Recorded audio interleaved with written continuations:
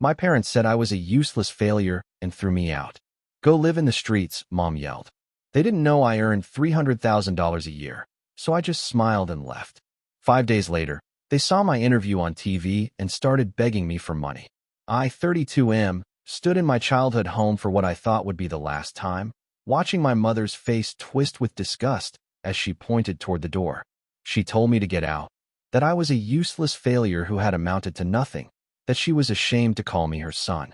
My father sat in his recliner, nodding along, adding that maybe living on the streets would teach me some responsibility. The irony wasn't lost on me, but I didn't bother defending myself. I just smiled, grabbed my jacket, and walked out. They had no idea what I actually did for a living. To them, I was still the disappointing kid who dropped out of their prestigious law program 8 years ago to pursue what they called a stupid pipe dream. They never asked about my life after that, never visited my place, never wanted to know. In their minds, I was probably living in some tiny apartment, barely scraping by, which is exactly why they felt entitled to lecture me every time I came over. The truth was much different. I earned just over $300,000 a year as a software architect for a major tech company. I owned a 4-bedroom house in a gated community. I drove a car that cost more than they spent on their mortgage in 2 years. But I never told them because, frankly, their approval stopped mattering to me a long time ago. I visited out of obligation, nothing more. That final visit happened because my younger brother was getting married, and my mother had called demanding I come over to discuss family contributions for the wedding. When I arrived, she immediately started in on me about how I needed to help pay for things, how it was my responsibility as the older brother. I told her I'd think about it, which apparently wasn't good enough. She wanted a commitment right then. When I hesitated, she launched into her usual tirade about how I never contributed to anything, how I was selfish and lazy, how I'd thrown away every opportunity they'd given me. My father joined in, saying I was an embarrassment to the family name. That hit differently this time. After years of keeping quiet, something in me shifted. I asked them if they even knew what I did for work. My mother laughed and said she didn't care if I flipped burgers or worked in some dead-end office job. That's when she told me to leave. Told me not to come back until I had my life together. My father added that I should experience real hardship for once. Maybe then I'd appreciate what they'd done for me. I left without another word. No dramatic speech, no revelation about my actual success. Just a quiet exit. If they couldn't be bothered to know their own son, I wasn't going to waste energy enlightening them. The next few days were peaceful. I focused on work, hit the gym, caught up with actual friends who knew and respected me. My younger brother called twice, but I didn't answer. He was probably tasked with smoothing things over, getting me to apologize and fall in line like I usually did. Not this time. On the 5th day after the blowout, I had a scheduled television interview. A major news network was doing a segment on successful tech professionals under 40, and my company had nominated me as one of their representatives. I'd agreed to it weeks earlier, back when it seemed like a good networking opportunity. The interview was set to air during prime time on their evening news program. I didn't think much about my parents seeing it. They rarely watched that particular channel, and even if they did, what were the odds they'd catch that specific segment? But apparently, someone they knew saw it and immediately called them. The interview went well. The host asked about my career trajectory, my current role, the projects I'd led. They showed graphics with my salary range, my company's market value, some awards I'd received. The segment painted me as exactly what I was, a successful professional who'd found his path despite taking an unconventional route. They even mentioned that I'd left law school to pursue tech, framing it as a bold choice that paid off. My phone started blowing up before the segment even finished airing. Texts from my brother, multiple missed calls from my mother, even a voicemail from my father. I was at a colleague's place for a small celebration dinner when it all started, so I silenced my phone and ignored it. Later that night, I finally checked the messages.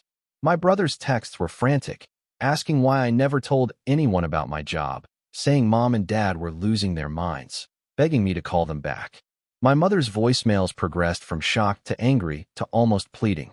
She wanted to know why I'd hidden this from them, why I'd let them believe I was struggling, why I hadn't helped the family when I clearly had the means. My father's single message was brief, telling me to call him immediately. We needed to talk about family matters. I didn't respond to any of them that night. Or the next day, I let them sit with it, the same way they'd let me sit with years of their disappointment and dismissal. When I finally called my brother back, he was apologetic in that careful way that suggested our parents were probably listening nearby. He said there had been a misunderstanding, that mom and dad didn't realize how well I was doing, that they wanted to reconnect properly. I asked him point blank if they'd sent him to butter me up, and after a long pause, he admitted they were hoping I'd come to dinner that weekend. Family needed to stick together, he said. The wedding expenses were piling up, and it would mean a lot if I could contribute substantially since I was in a position to help. There it was. Not an apology. Not genuine interest in my life. Just an immediate pivot to what I could do for them financially. I told my brother I'd think about it, and hung up. My mother called 10 minutes later. She tried a different approach, saying she'd always known I'd make something of myself eventually, that she and my father were proud even if they didn't always show it. She mentioned the wedding, how important it was for the family to present a united front, how it would look bad if I wasn't involved in helping make it special. Then came the ask. They needed $40,000 to cover the venue upgrade and catering they'd promised my brother. Since I was doing so well, surely that wasn't too much for me to contribute. I let her finish her whole pitch before responding. I asked her if she remembered what she said the last time we spoke. There was a pause. Then she tried to brush it off, saying emotions were high that day. Things were said in the heat of the moment. I needed to let it go. I told her I remembered every word. How I was useless. A failure. How I should go live on the streets. How I was an embarrassment. She got defensive, saying I was being dramatic, that parents sometimes say harsh things, but it comes from a place of love, that I was being petty by holding on to it. I asked if she'd ever once in the past 8 years asked about my job, my life, anything about who I'd become. She said I never volunteered the information. How was she supposed to know I wanted to talk about it? The circular logic was exhausting. I told her I wouldn't be contributing to the wedding and that I needed space from the family.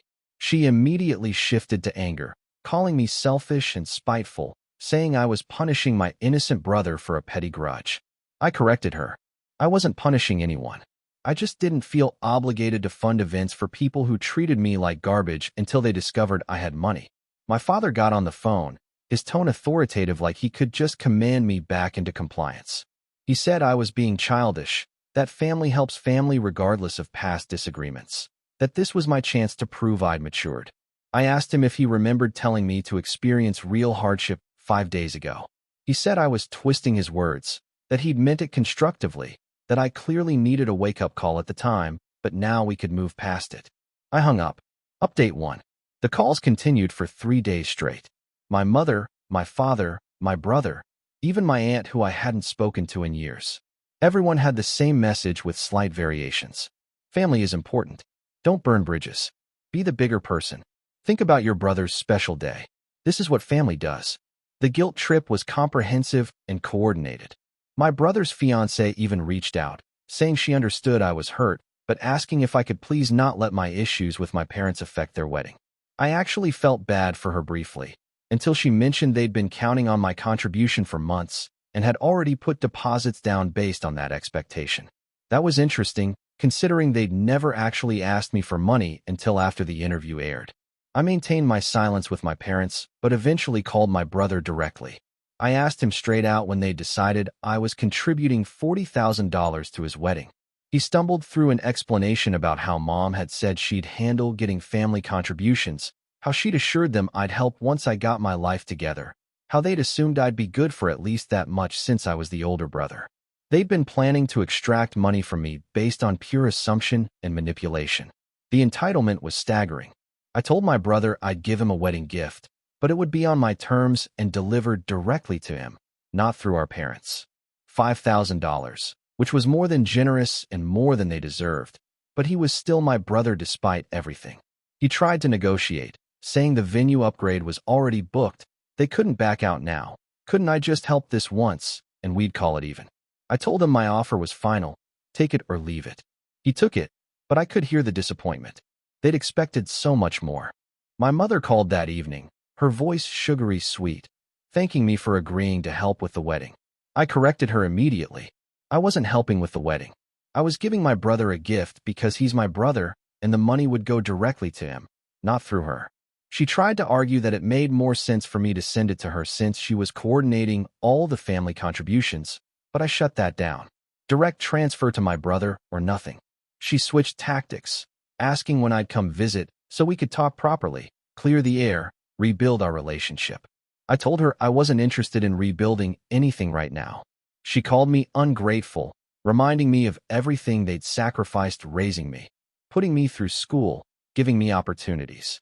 I reminded her those opportunities came with strings and conditions I'd apparently failed to meet when I chose my own path. My father took the phone and tried the authority angle again. He said I was being disrespectful, that I owed them at minimum a face-to-face conversation after embarrassing them by keeping secrets about my success. The mental gymnastics were impressive. Somehow me living my life privately had become me deliberately embarrassing them. I asked him how exactly I'd embarrassed them, and he said everyone they knew had seen the interview. Now people were asking why their successful son never came around, why they didn't seem to know basic facts about my career, why there was clearly a rift in the family. So the real issue was their reputation, not our relationship, not their treatment of me, just how they looked to their social circle. I told him that wasn't my problem and ended the call. Update 2. My brother's wedding came and went. I didn't attend. I sent the $5,000 as promised with a card wishing them well, but I stayed away from the actual event. My absence apparently caused quite a stir. According to the few family members I still spoke to on decent terms, my parents spent the evening making excuses for why I wasn't there, claiming I was away on an important business trip that couldn't be rescheduled. The lies were almost funny. They couldn't admit their successful son wanted nothing to do with them, so they invented a story that made me look dedicated to my career instead of estranged from my family. Whatever helped them sleep at night. My brother called after his honeymoon, asking why I'd skipped his wedding. I told him the truth. I wasn't ready to sit through an event surrounded by family who only started caring about me when they found out I had money. He said I was being unfair, that not everyone was like mom and dad, that I'd punished him for their mistakes. I asked him if he'd ever defended me during those years of constant criticism and dismissal. The silence was my answer. He'd been complicit through inaction, and now he wanted me to pretend everything was fine because it was inconvenient for him that it wasn't. The months after the wedding were quiet. My parents occasionally sent texts, always transactional. My mother would forward articles about family reconciliation or share Facebook posts about forgiveness. My father would send brief messages about family obligations and maintaining relationships. Neither actually apologized or acknowledged how they'd treated me. They just wanted me to get over it. I focused on my life. Got a promotion at work that pushed my salary even higher. Started dating someone who actually appreciated me. Bought a vacation property. Lived well. The absence of my parents' negativity was honestly refreshing. Then my father had a health scare. Nothing life-threatening, but serious enough that he needed surgery and a recovery period. My mother called, crying, saying I needed to come home. Family rallies during hard times. Surely I could put aside our differences now. I asked if she was calling because she actually wanted me there, or because she needed financial help with medical bills. She got offended, said I was being cruel, that she just wanted her son by her father's side.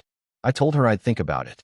When I called the hospital directly to check on his status and offered to cover any expenses insurance didn't handle, the billing department told me everything was already paid for. Their insurance was comprehensive. There was no financial crisis. My mother had been using my father's health to manipulate me into coming back into the fold. When I confronted her about it, she said I was missing the point, that it wasn't about money but about showing up for family. I asked her where this energy was 8 years ago when I was building my career and could have used family support. She said that was different. I was making bad choices back then. They were trying to guide me. The revisionist history was exhausting. I covered my father's out-of-pocket expenses anyway, arranging it directly with the hospital, but I didn't visit. Sent a card instead. My mother called it cold and heartless. I called it setting boundaries. Update 3. It's been almost 2 years since that initial blowout. My parents and I have what could generously be called a distant relationship. We exchange pleasantries on holidays. I send gifts for birthdays. They update me on major family news through group texts. But there's no real connection anymore, and I've made peace with that. My brother and I talk occasionally. Our relationship survived, but it's different now, more surface level. He has his own family to focus on, and I have my life. We're cordial, and that's enough. The interesting thing is how many other relatives have reached out over time. People I barely knew growing up, suddenly wanting to reconnect, asking for career advice, mentorship, or in some cases, direct financial help. The tech interview created a ripple effect through my extended family. Everyone now knew I was successful, and everyone seemed to think that entitled them to access or assistance. I helped a few cousins who I actually had good relationships with, offering genuine career guidance and connections. But the opportunists got polite declines. Watching people come out of the woodwork purely because they thought I could do something for them was illuminating and depressing in equal measure. My parents tried one last major push about 6 months ago. They wanted to sell their house and downsize, and my mother suggested they move closer to me. Maybe I could help them find a place in my neighborhood. We could start fresh with regular family dinners and rebuild what we'd lost. The presumption was staggering. They wanted to transplant themselves into my life, into my space, without ever actually addressing the fundamental issues between us. I told them no. If they wanted to move, that was their choice, but it wouldn't be near me, and I wouldn't be helping them house hunt or integrate into my community. My mother cried and said I was being vindictive, that I was holding an eternal grudge over one bad day. I corrected her. It wasn't one bad day. It was years of dismissal, criticism, and conditional love that culminated in one particularly bad day. Their sudden interest in me coinciding exactly with discovering my financial success wasn't coincidence, and I wasn't interested in relationships built on those foundations. My father tried a different approach, saying time makes fools of us all, that he'd been wrong about my career choice, that he was trying to make amends. I asked him what specifically he thought he'd been wrong about. He said doubting my path. I asked if he'd have felt the same way if my unconventional choice hadn't resulted in financial success. He hesitated too long before answering, and that told me everything I needed to know. They didn't actually respect my autonomy or my choices. They just respected the outcome. If I'd pursued tech and struggled financially, I'd still be the disappointment. Their pride in me was entirely dependent on my bank account, and that wasn't real acceptance.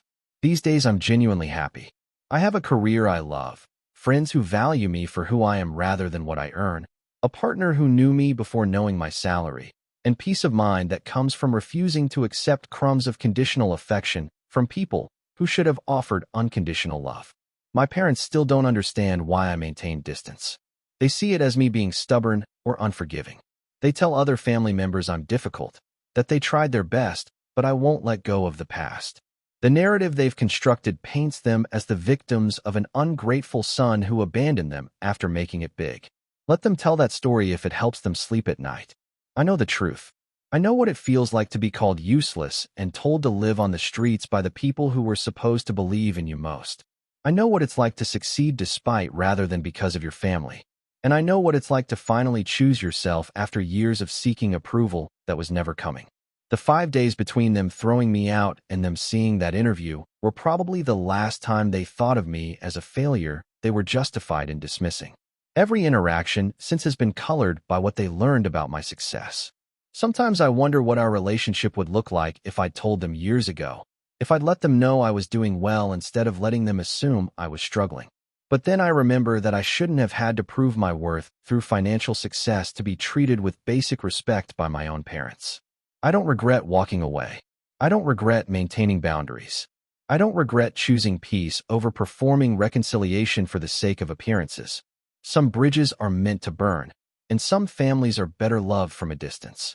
Mine falls into both categories, and I've built a good life in the space that distance created.